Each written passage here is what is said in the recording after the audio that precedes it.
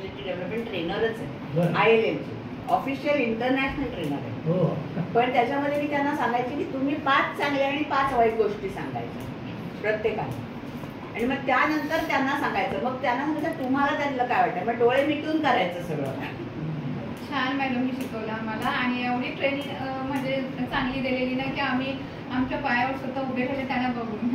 आणि सर म्हणजे मॅडममुळे या योजनेचं यश तुम्हाला मला सांगायचं की बाबा समजा 10,000 विद्यार्थी शिकल्यानंतर 20% कमवतात आपण हे बघतो, पण आज पर्सनॅलिटी डेव्हलपमेंटच्या नावाखाली 1 डे सेमिनारचे 25,000 रुपये घेतात. आज मॅडमच्या योजनेमुळे फक्त 10 रुपयामुळे 10 रुपये फी भरली त्यांनी त्यावेळेस, आज पण 10 रुपये फी घेतो. आणि ही पर्सनॅलिटी डेव्हलपमेंट बाकी 15 बायकांची होते की आम्ही घराच्या बाहेर पडतो, आम्ही चर्चा करतो, आम्ही आता ग्रामपंचायत आमचे विषय मांडतो, आम्ही घराच्या बाहेर पडायला लागलोय, आम्ही आता महिला सक्षमीकरणाच्या प्रक्रियेत. It is a personality development. तिने उद्योग नाही सुरू केला, पण 10 रुपयात मॅडमने तिला या स्टेज पर्यंत आणलं.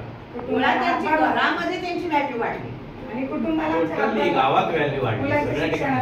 आमचे सरपंच झाले, या मॅडम सदस्य पण झाल्या ग्रामपंचायतीला उभा राहिल्या.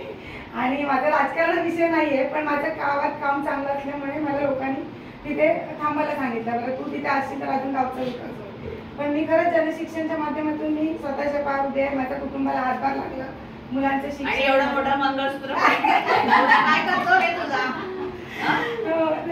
तर सगळं जनशिक्षणची कृपा आणि मॅडमची कृपा, इथल्या स्टाफची कृपा, आणि आम्हाला एवढं सहकार्य असतं. आम्ही कधी फोन करतो सर एक चांगले सल्ला देतात मॅडम. आणि सर अशा 400 महिलांना सोमय्या साहेबांनी मॅडमनी राज्यपाल भवनात नेलं, आणि राज्यपालांच्या हस्ते त्यांचा सत्कार राज्यपालात होणं ही देशातली पहिली गोष्ट होती. राज्यपाल भवनात फर्स्ट टाइम ग्रामीण भागातला माणूस एंट्री करून